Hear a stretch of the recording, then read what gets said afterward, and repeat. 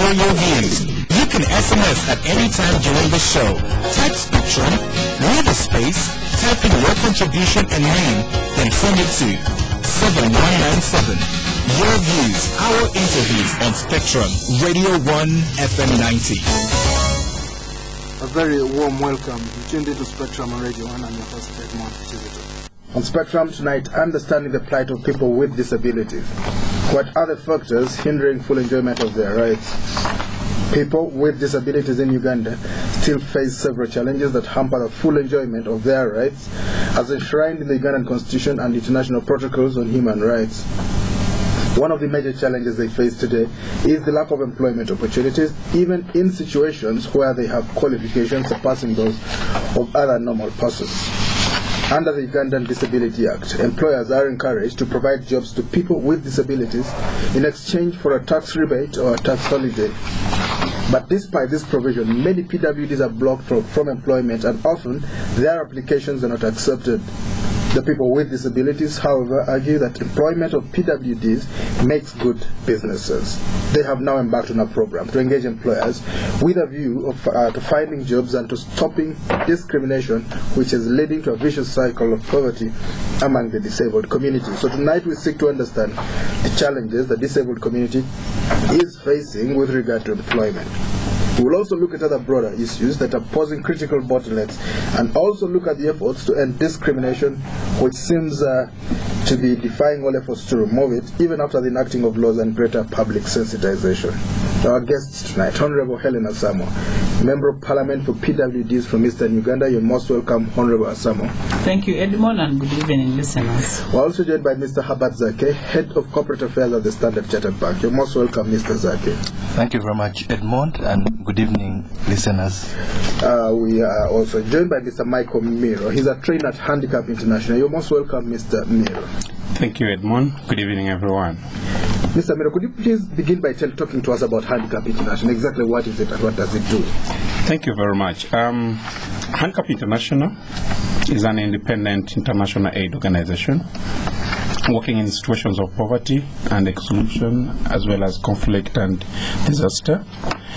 We're working, we have a project in Kampala, which is called Open Project. We also have other projects in Gulu, Kasese, and for Potro. We are looking at landmine survivors and then extracting mines from those areas because they were hit by ADF and then also Kony. So however, here in Kampala, we are mostly concentrating on the opportunities for all in employment, which is Open Project, that is looking at integrating persons with disability into competitive employment so that these people can have an independent life and then also be able to live a life that is respectable in our community. So basically, that is Handicap International and the projects that we are running. Actually, it is an international organization, like I've said, and it is all over the world. Over 60 countries all over the world are served by Handicap International. All right. Maybe, Honorable Asamo, could you give us a profile of PWDs in Uganda? Yeah, I thank you, Edmond. You know, people with disabilities, first of all, I want to say the statistics is not yet found, but we hope that in this year's census we shall get the numbers. But we have people with disabilities, some of them who have gone to school, and the ones we are talking for today. We have people with disabilities who are skilled, and they have done some kind of vocational kind of training. Because of the nature of their disability, they are trained to adapt to a certain area. We have categories of disability. Of course, we have the deaf, we have the blind, we have women with disabilities, and also we have youth with disabilities. And all these categories vary, and their needs are also vary. So they are not homogeneous. These people are heterogeneous, so the approaches to each group matters to an employer. So we didn't have statistics, and we don't have statistics. We don't have statistics as we talk now. We only have figures. Maybe some research does this and then comes out with a percentage, but the number of people with disabilities is not yet known. Currently, we are looking at the housing census where it's talking of 16%. So that's what we are depending on, 16% of the population of Uganda, but it's not specific. But how about the awareness about this problem, this challenge? Do you have enough awareness? Are people generally aware that we have people in our midst who have this incapacity? I think there's no community where we don't get people with disabilities. People with disabilities are all in the communities, but the challenge people have is the attitude towards disabilities. So most of them are not exposed. We even get worried when we come to those statistics that they might not be brought out. Because you know, when they're going to carry statistics, they'll go to the head of family, and that head of family is expected to give this information. So we are aware of parents who hide these people, and also people do not want to bring them out. No wonder we are here for a topic of employment. And the issue is attitude. When people see you, we have been shortlisted for interviews. Very good passes. You have done very good distinction. But when you arrive, they say, oh, sorry, we didn't know that it was you. So you fail before even you say, you greet the panel because of the paper. So they really have to check out, because usually we have to apply online. And many disabled people apply online. Then when the day of the interview comes and they see somebody moving like Miiro, you get scared. So the whole thing is the employer does not know what to do with Miiro. So he gets scared and said, I think this is another problem coming. All right, we'll talk about workplaces. Mr. Zaake, why do employers discriminate against PWD? I think, like the Honorable Minister has just mentioned, it has a lot to do with attitude, people's attitude, where many people imagine that because these people are disabled, possibly they may not be able to deliver according to the set standards in the workplace. But I can just talk from my own experience, because we've had a disabled person at Standard Chartered Bank for the last 3 years. She's completely blind. He's actually in charge of the community initiatives that we run at the bank, and he does the work extremely well. I think as the program progresses, we'll be talking about a career fair for people with disabilities that the bank organized in November last year. And this gentleman more or less single-handedly ran with it and organized it. Maybe give us more detail on that. That sounds very, very interesting. Yes. Around September last year, Standard Chartered came up to put up a pillar that is very, very strong in our undertaking, which is diversity and inclusion. And we felt that where we are positioned in such a way that we can actually influence some of our customers who are also employers by bringing them together in one forum and educating them about the plight of people with disabilities. So we organized a breakfast in September and invited over 100 of our customers, SMEs, corporates. About 70 turned up, CEOs and heads of human resources. We took them through sessions about diversity and inclusion and the capabilities of people with disabilities. That was followed up by a career fair in November, where 9 of these customers actually turned up and spent a whole day interviewing about 100 people with disabilities. These are people with qualifications. They have their degrees, they have their diplomas. So they took them through this interview session. And I could mention some of these names very briefly. There were Mukwano, there were KPMG, Wari Telecom, Uganda Telecom, Sinovet, Site Savers, Daily Monitor. They were really impressed by the quality they saw.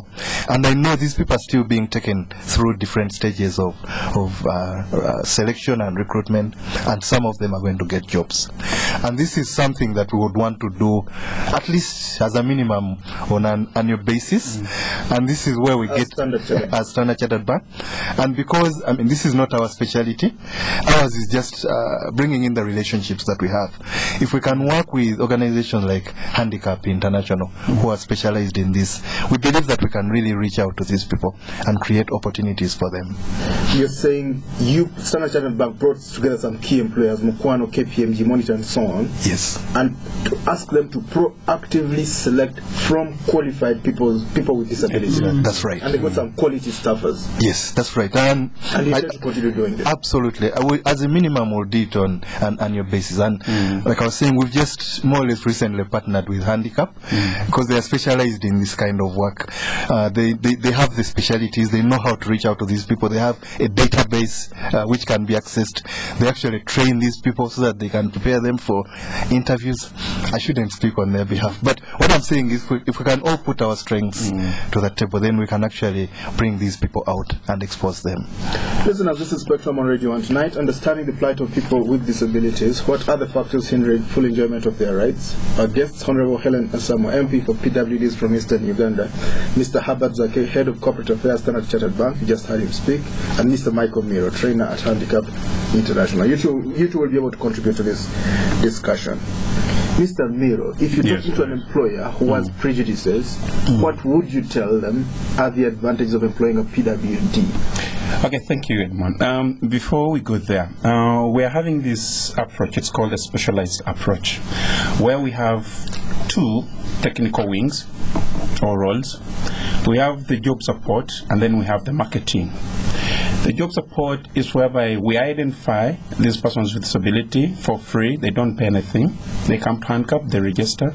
We pick up quite a lot of information from them because the majority have never gone into payment job structure, but they're being involved in a number of activities, even running their own small businesses. So we capture that as employment because they're gaining skills. Then we also have the approach of the marketing, where we have these people, they go out to different companies, organizations, to search for these vacancies around, and then we talk to them, and then we show them the need. As these people with disability come with us, the entry point is the disability. The rest comes as an addition. So we take them through training, like Mr. Zaake said. We train them now to write a CV, own it by themselves, be able to defend it, go in for an interview, how they should defend, and then also build their confidence, because the majority, because of the social stigma that they've gone through, they still have that kind of being intimidated and then so feeling sorry for themselves. Right. So we build their confidence, because for this project, we are looking at skills. We are marketing the skills and the capability of a person with disability, not the disability, and we don't flaunt the disability. Right. No. I feel Michael, with his physical disability, he has something that he can add, because he's a consumer much as he's an employee to an organization or company. Right. So he's adding on. Now, back to your question. What can the employer really gain from employing persons with disability? The first thing is that when you look at persons with disability, to access this kind of job like Honorable said and Mr. Zaake, is really a tug of war. Before even I reach the panel, they say, I'm sorry, you're not the one. Can we call in another Miiro? Which is not true. So there and then I'm kicked off. So if I get this job, I really take it as really very, very, very important. I take it very part of me. And I can't really go away without this job. I usually give examples when I'm training these people, that when you are not working with your disability seated home, they call you by your disability, that blind man. Oh, really? That physically challenged man, that deaf one. When I have a job, they call me Mr. Miiro. That's the title they give me. So the disability dies off because I'm working. So one of the advantages these people get is that there is no low absenteeism, because I feel I have to work and I value this. Another thing is that there is also low turnover. So if a company employs a person with disability, he knows he's going to stay with him for some time. He's not going to go away easily like that.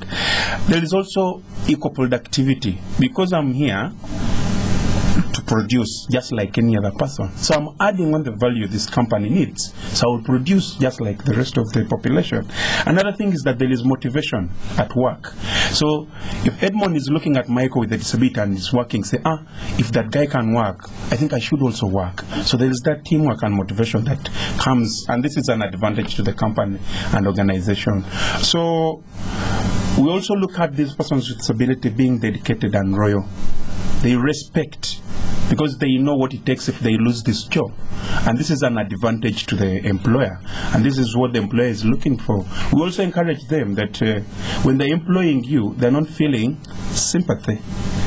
They want skills. They want the qualifications. So they are employing you based on your capability, not on the disability. So you can't feel sorry for yourself. If you can't produce, they will kick you off. So we look at this as actually a strong component to a strong workforce if you employ a person with disability. Right. How about integrity? Are they also very honest people? Very.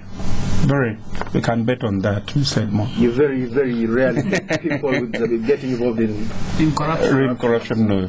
Because he knows if he's caught up, he's losing it all. And it's easy to identify them sometimes. So they can't even hide. No. Some of the other people will hide.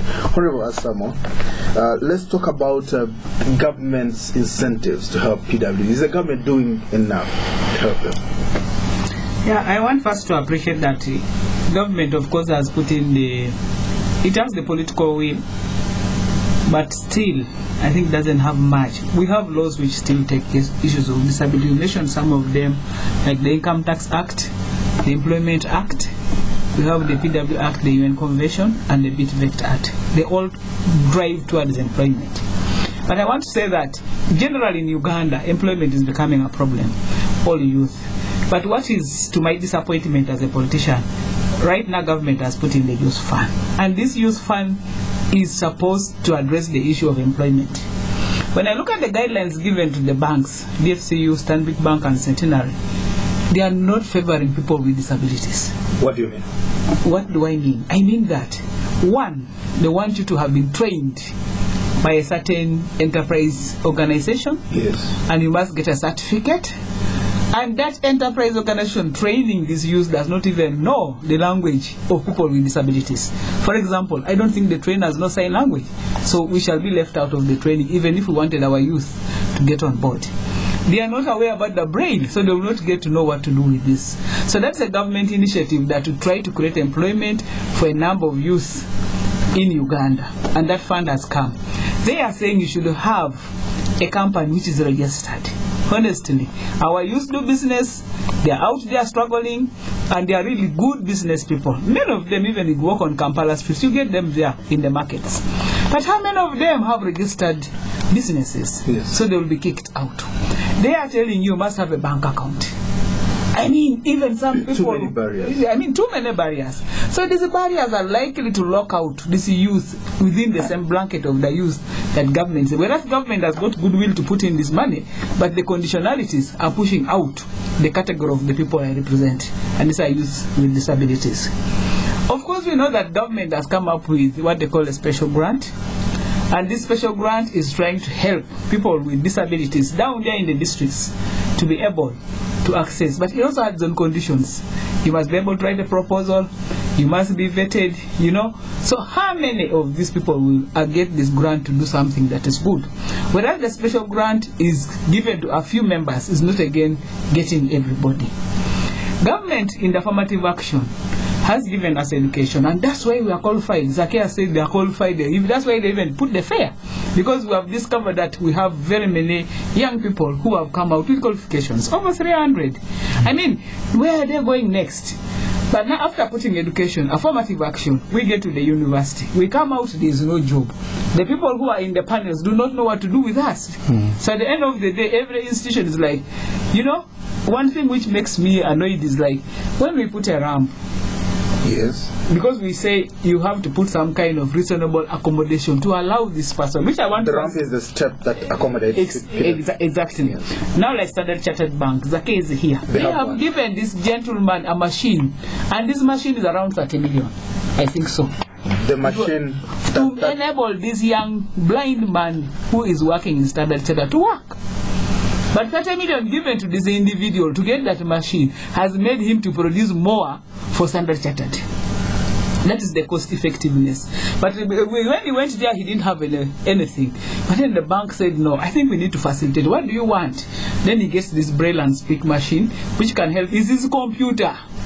Mr. Zaake here will not manage to operate it, but the blind man operates and captures all the information. He's facilitated. Now he has been in the bank for years. It's not that he has been there just yesterday. Right. He has been there for years. He has made relationships. He has made many friends, including his boss here. So at the end of the day, you realize that if you facilitate people with disabilities, then something will come. But our government has not yet come out to put in systems, instruments that people with disabilities can use at a workplace. A computer with JAWS. Because if I'm going to be here and I work computer with what? JAWS. It's a program. It's a software. Software. You put it in a computer. So that a blind person doesn't use a mouse. He's going to use his hands, type, and his voice will be talking. So if this person is type, it talks. It speaks to you. It speaks to tells you what you type. Exactly. And I will be able to print out, I'll be able to do everything for my boss, and everything in the office, my reports will be like any other person, anyone sitting in the other office. You get it. Now, if you employed one person to be a sign language interpreter, if government gave this, because we are asking government, sign language interpreters are qualified now. They have papers. If you employed someone to be a sign language interpreter, how would that one work? Now when you get a deaf person to be employed here, then you have communication very easily. And this sign language interpreter can also facilitate other staff members to understand the language, to talk with this person who is what? Who is deaf. So I become part and parcel. So we are trying, government appreciates inclusiveness, but I think the area has not yet been done practically. It has not yet walked the talk. Right. Whereas we have very good laws, but the practical part of it seems not to be there. All right, we'll talk later, a little bit later, about the income tax. But first of all, Mr. Zaake, can you give us a bit more light on this blind person? Let's get more detail on that person. Describe them for us so we can understand how such a person can actually fit in the workplace, wherever it is, Mukwan or wherever. All right. Maybe I can just use the example of the person that we have at Standard Chartered. Yes. I think that would be the easiest. Yeah, this is someone who became blind when he was in P3 because of measles. But he went through his education and went to Micheal University and got an upper second class degree. The way we came into contact, he visited me. He was representing the Uganda National Association of the Blind and came to me as a volunteer looking for funding for Uganda National Association of the Blind. So I asked him about his qualifications and he told me. And I asked him, can you use a computer? He said yes. I asked him, can you use my computer? He said yes. So I got out of my seat, asked him to sit, to use my computer, and he actually started punching and opening files and but yes, a blind person. Yes, a blind person. Totally 2-on-1. And the other thing he made that raised my hair is that he made my computer speak or talk.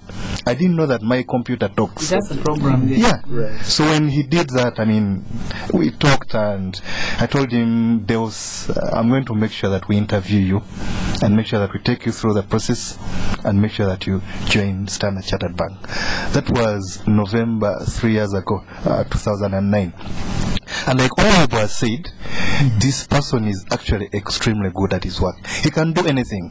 Using the computer, using the JAWS program, he can write reports, he can manipulate spreadsheets, he can prepare budget. He can even do spreadsheets. Yes! Those are very important for a bank. He has written proposals and we've submitted them to our head office in London and got funding for our Seeing is Believing project, which is a project that restores sight to people. We can talk about that another day. He has also written another project, another proposal, where we also got funding, again from our head office, for this career fair that we had last year. He's a consultant to all the Standard Chartered Diversity and Inclusion champions across the group. This is remarkable. I mean, we have to go for a break. We'll be back. Please stay tuned to Spectrum. Special fares to the US, London, China, and India, with extra baggage allowance on selected flights. To book your flight, contact your local travel agent or call us on 041-7800-900 or book online at qatarairways.com/UG. Qatar Airways, world's 5-star airline. Terms and conditions apply.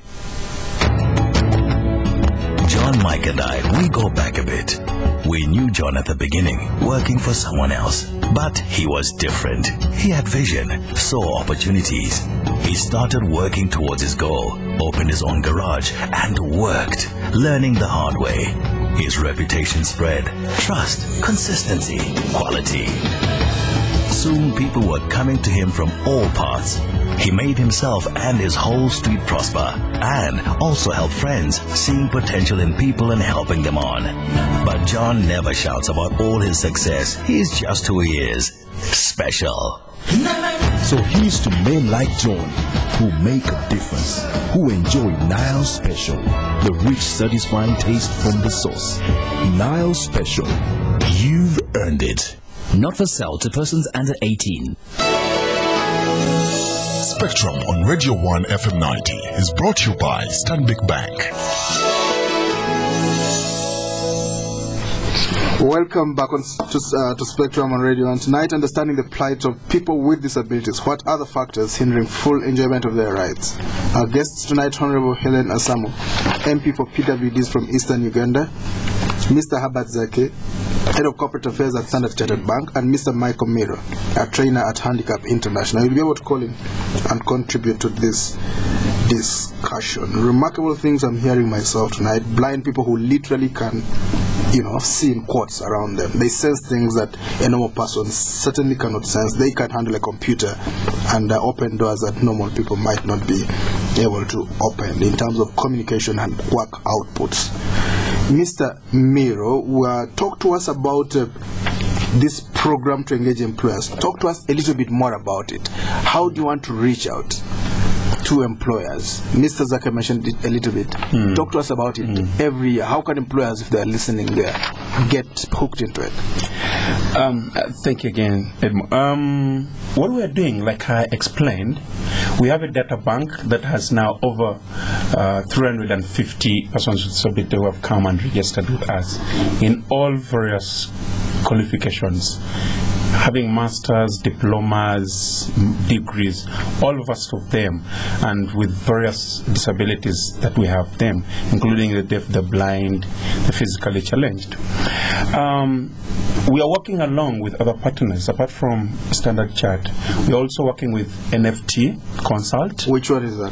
NFT Consult is a human resource consultant company that different organizations and companies uses its service to recruit employees to their companies. They're found in Chiso's house. Right. And then also we have PPG, is also our partner. Actually, because of the work that we do, they were also moved. And actually, we also partner with them. And currently, they've trained, NFT has trained 25 of our people. So they are ready to be placed with their clients. The same applies to PBG. We're also looking out for even true sourcing. We are also looking for other consult organizations because they've seen the inside into them. We've also been able to place these people in different organizations like Geologies, Smiles, a quite number of companies, and these people are still there and they're working really very well. So what we're calling upon is that they come to us. We're found in Kansanga, Chof Road. They come to us. That is Handicap International. That is Handicap International. Yes. And you're also on the internet, aren't you? Yeah, we also on the internet, website. And then we also have soon we're going to launch our online data where you just type in that I need an accountant, and then the list of them will flow down because we have it now. You're working on that? Yes, a database that you just say that I want an architect. An architect. You just put that word, a list will come. And then we give you the CV, and then you can go through. What we do is that these persons with disability qualified there, you say, I need an accountant. So we send you CVs of them because we pass, yes, a batch of them. You would have interviewed them. We don't. You don't interview, but you no. But we prepare them. Right. We prepare them. We prepare them. We have what we call them the place and train. Okay. That is the job support, because we have them. So we give you a number of them. You get a choice. You take them through the series just like any other person could go through. Yes. So that this person doesn't come with an excuse that I was employed because I have a disability. No, the qualifications and the skills, that is mostly. So we are calling upon all employers to come. Because if even this person, we give him the support, we come. We have what we call the reasonable accommodation, like Mr. Zaake said. So if you say that you're going to employ a blind person, you come, we talk to us, we agree on terms, and then we can install that device into the computer so that this person continues. If it is maybe like you wanted a rail where this person could pass, we provide that because the life will go on. So when this person is employed with the organization or company, we come and support him so that he fits into, so that the employer doesn't say, I know, because Miiro has a disability, that's why he's doing like that. No. So we have to make sure that these people are supported, and then also the co-workers are working along with him, because for us, reach an extent and then we wash our hands and say, continue with your work. Yes. Then we support another person. So basically, this is how we are moving along this project. So we encourage them to come and get a list of qualified persons. We really encourage all the employers all over Uganda. We have them because we're looking at what we call decent employment. Okay, we are not looking at persons with disability only going to be cleaners, gatekeepers. You know, about professional employment, because we know that they do it very well. Exactly. Well, touching things. Honorable Asamo, do you think it might be, I would like you to talk to us about the taxation, the benefits there, but do you think, before we get to that, do you think it might be necessary at some stage for government to have affirmative action where it tells employers to have, a minimum number of disabled people working for them?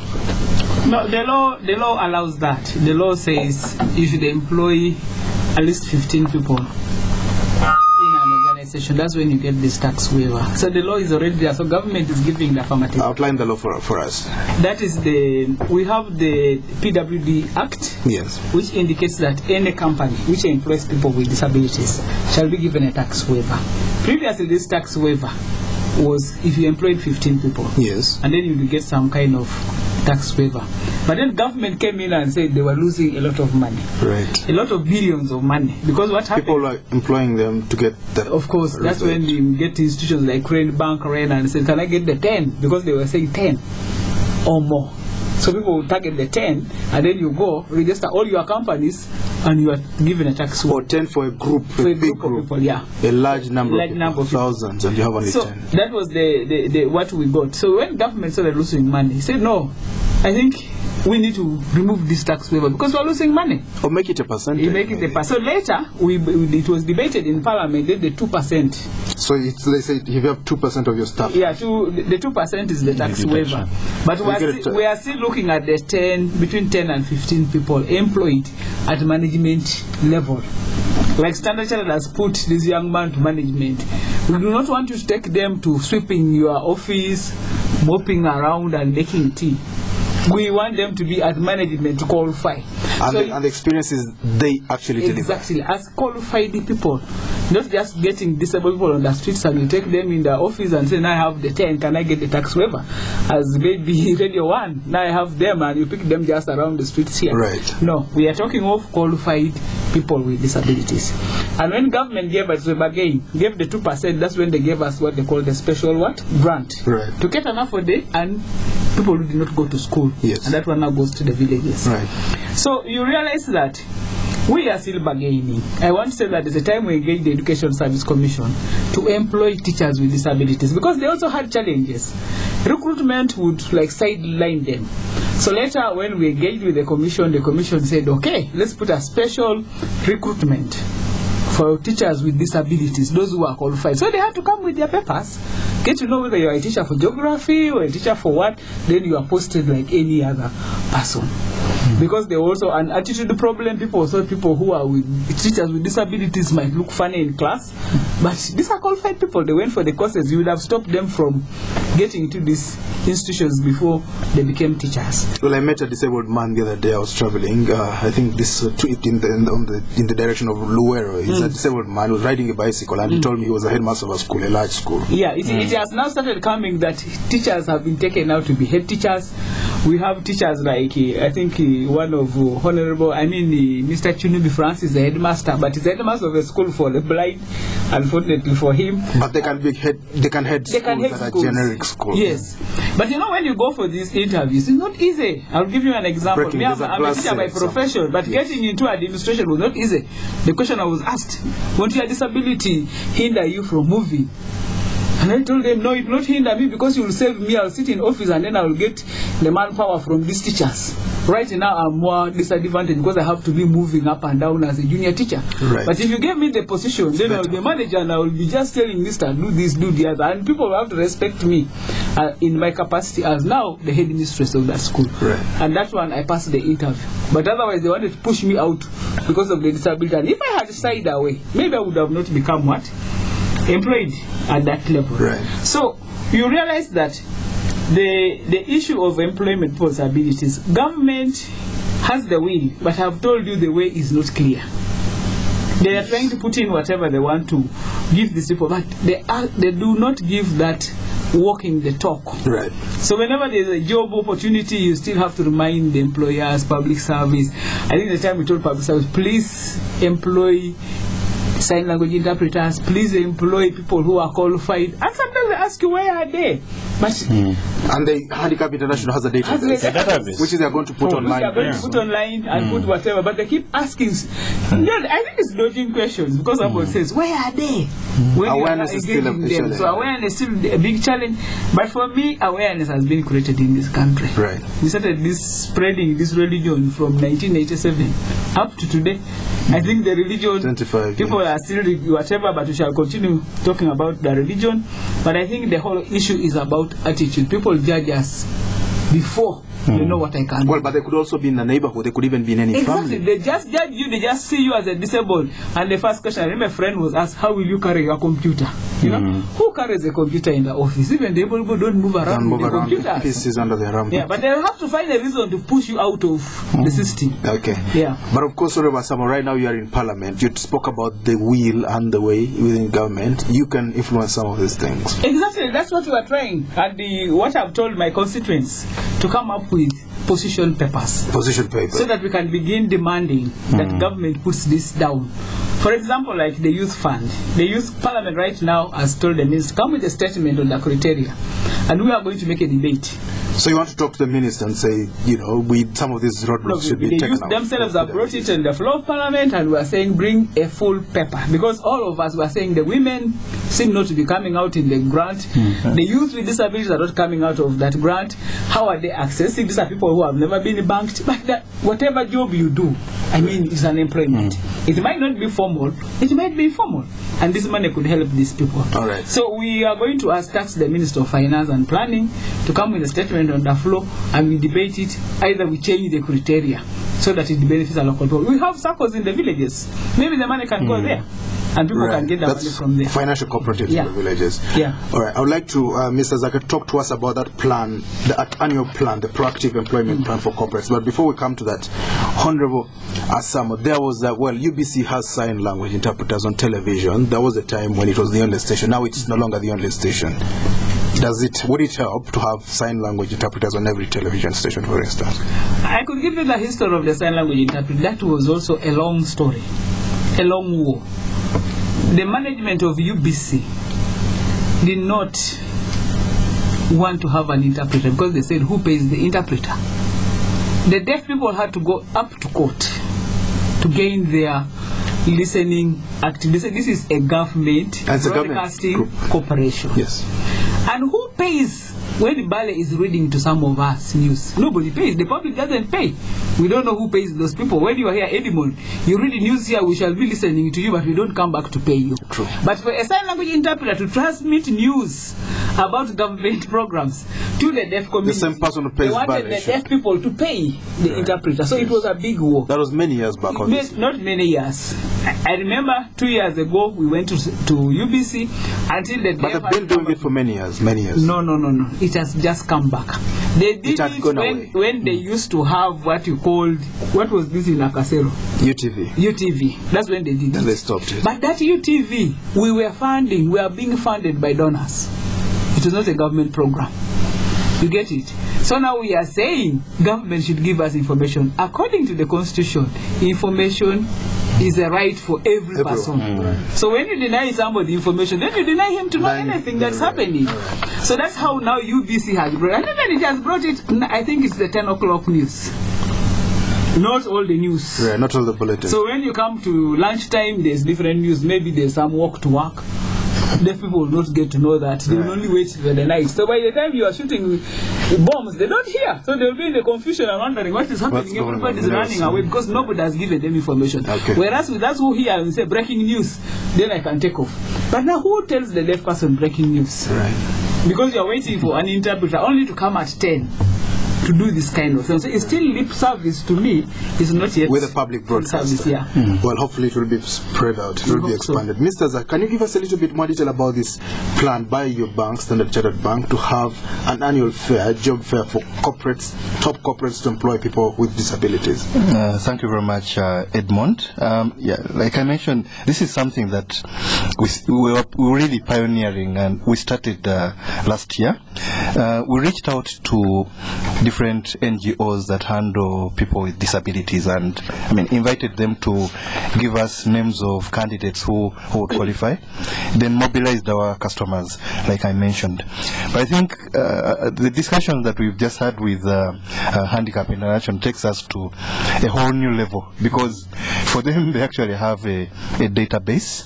So the next time round that we actually run this career fair, we'll have a pool of 350 people who have been prepared, who have been trained, and we just bring all these employers, potential employers, together to interact with them, to talk to them. And I think for me, what we did last year was really an eye-opener for myself as well as the different organizations, because it is, they say it is easier said than done, or whatever. When these organizations actually interacted with these people, their eyes were open and they were wowed by the potential that these guys had. Some of the candidates were actually interviewed by more than 3 organizations. They would move from one desk to another. They were actually scrambling for them. And I know that they're definitely going to be taken on, to be recruited. So I think we'd want to take it to a higher level, a bigger level. We'll put our thoughts together, our resources together, and when we are ready, we'll come out and we'll make an announcement and run with this project. All right, listener, let's hear from the listeners, and let me read out the lines, and you'll be able to talk to us a little bit more. This is Spectrum, listeners on Radio 1. You can call in now. Our number is 0414-348-111, 0312-260-390, 0312-261-390. When you call in, please tell us your name and where you are calling from. Yes, Mr. Nate. We have a caller on the line. Spectrum, hello? Hello. Hello. Yes, sir, your name? Good evening. Good evening to you. This is Benjamin from Bukoto. Yes, Benjamin. I want to thank the team in the studio for the work they are doing, and most especially to give opportunity to the disadvantaged people of this country. The problem we have in Uganda and in many other third world countries is that people are not given an opportunity to bring out their potential and have it benefiting them and the country as a whole. I can assure you, Edmond, and the people in the studio, that for every Inzikuru we have from Arua, maybe there are 20 other Inzikurus scattered all over the place, whom we have not been able to bring about.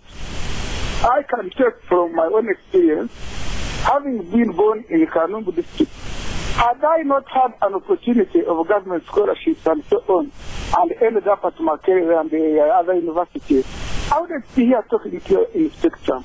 So I want to thank those people and encourage many other people to give opportunities for disadvantaged people in this country so that this country can grow. Thank you very much. Well, Spectrum, hello. Hello. Yes, your name. Hello. Hello, your name? Yes, good evening. Good evening, sir. Your name? I'm Mugabe Robert. Yes, Robert. Kamocha. And I want to start having the Standard Chartered and Handicap. However, we are talking much about the government activities on persons with disabilities, this Standard Chartered Bank, but let us talk also about the accessibility. I talked about UBC, see the accessibility on UBC. This bank's accessibility to persons with disabilities. I think we still have a lot to do, but we must thank the government. It has done something. We have a Disability Act, though they are inactive. Thank you so much. Hello? Okay, Mr. Miiro, you wanted to say something. You can respond to these questions and then talk. Okay, before that, there was a question that you asked. I wanted to supplement on that actually we provide trainings to the employers. We have different trainings like disability awareness, because usually we have a feeling somebody has no disability, he has never lived with a person with disability, so now he's facing a person with disability to employ, to give him access to employment. So probably there is a gap that is missing. So we have training on disability awareness. We have co-work training that we give to these employers, and co-worker training. Yes. So we go to the employers. You train the peers. We train the workers, within. People around that person, so they can now know how to deal with them. And actually where we go, not necessarily that this company or organization is employing persons with disability, but we anticipate that if a person with disability comes, okay, because others have lost a job because the hand has got off, so you can become a disabled person anytime. So you don't. Yeah, right. Yeah, true. So we give such trainings to them for free, and then we also give them the finding a job and then keeping a job, where this concept is coming out. You explain that a little bit more. You do what? We give a training. Yes. It's called Fetch Catch, which is finding a job and keeping a job. You train the person. The companies. You train the company. Yes. Yes. So if they come to us and then say, yes, we need this training, we need really to have a lot more to understand disability, we give that for free. We go to their workplace and we give it to all the employees available, so that they can have a feeling and then exactly how to work along with persons with disability. Right. The two, Benjamin and Mugabe, haven't really brought out, but Mugabe is there were no big questions, but they were making some comments. For example, Mugabe was looking at accessibility. Yes. So we are looking at true inclusion in everything that we are doing, be it in employment, be it in health, education, and everything. We don't need a separate organization, a health center for persons with disability. Right. But we are looking at true inclusion that encompasses all of us. True, we are still looking at the accessibility. But like Honorable Helen said, when Michael comes crawling down as he walks, the first thing the manager will say, we don't have a job. We don't know how we shall, you'll be able to climb this step and so forth. But we usually talk to these employers and say, Mike has survived up to the university and he's doing his master's. And the Micheal University, the steps are more than anything this country has, but he has been able to survive. He has been able to use the toilets around the university and even at home. So you demystify that problem. Yeah. So we are saying, give me an opportunity, let me come. Then the rest we shall work alongside. Right. The thing, other than preoccupying, we were in one of these agencies that we are partnering with, and they said that these employers are coming up with an excuse. We can't employ Michael because he's blind. If fire breaks down, how is he going to run? So we're asking ourselves, apart from the markets down that are getting these fires, I've never seen a company or an organization being burned down on Kampala Road or something, but somebody say, how will you learn? Begin to think very fast before even the fire comes. So we are saying, give them an opportunity, then the rest will be catered for. But we really need to see how accessibility is really worked upon. And then also, Honorable Asamo has assured us that these policies are going to be implemented now to really have a bite of it. Honorable Asamo. I just wanted to, especially the other one has really said, give them an opportunity. Before you judge me, please give me an opportunity and see whether I cannot do it. But I think for Mugabe, I want to say that if it's a person with disability, and that's the challenge we usually have, when we go to a place and we get maybe steps, we're like, oh, I think this is the place for me. And as Miiro said, we need to get in and then demand when we're in. Right. And I already gave you an example of Standard Chartered. This one came barehanded. Said, yes, I can work. He was there, but how did he convince Standard Chartered to spend 30 million he was already in to give him that machine? And there are only 2 or 3 people in Uganda who have that machine. Honorable Babadiri in Parliament, we have him, and I think I have one for one of my staff in Naudu. So you find that these machines are very expensive. Not all people access them. But this young man, should have satisfied the employer, Standard Chartered, and said, I think I can go an extra mile. But if you had come and said, I don't have a machine, I want this, and before you are employed, they hear 30 million, they say, what is this useless thing telling us? Tell them you can. Show them that you can move those steps, and let them see the challenges. And what I always tell people, within the institution, Miiro said it, a disability can occur. And now the managing director will have to use the steps when it's broken. So it's not a class. So it's not a class. So one day or the other, those steps will be worked on. Because some of these institutions are in old buildings. And those days, the Bazungu used to think of trying to control the land so that you build storage buildings. Upwards, so you can't make them everywhere. So, but now we are advocating, and most of the new buildings, the policy is saying must be accessible. That's why you can go to Royal Imperial, you can go to this new Standard Chartered, Uganda House. I mean, the ramps are now, they go upwards, but you find a flat. So somebody can get there. So as we bargain, we need also to get into business. Mr. Zaake, what would you tell employers out there? Employers who would want to demystify for them a little bit. I think I would want us to always put a positive spin in life. I think it's always very easy to come out with all the negatives, and it comes naturally.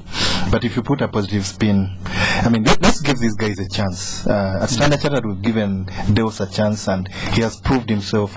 He has excelled. Let's interact with these people. Let's talk to them. Let's find out what their challenges are, and let us work together to find out what the solutions to these challenges can actually be. These guys can make a very, very good contribution to our organizations, but we first need to get to know them. We first need to give them the opportunity to prove themselves, and you will not be disappointed.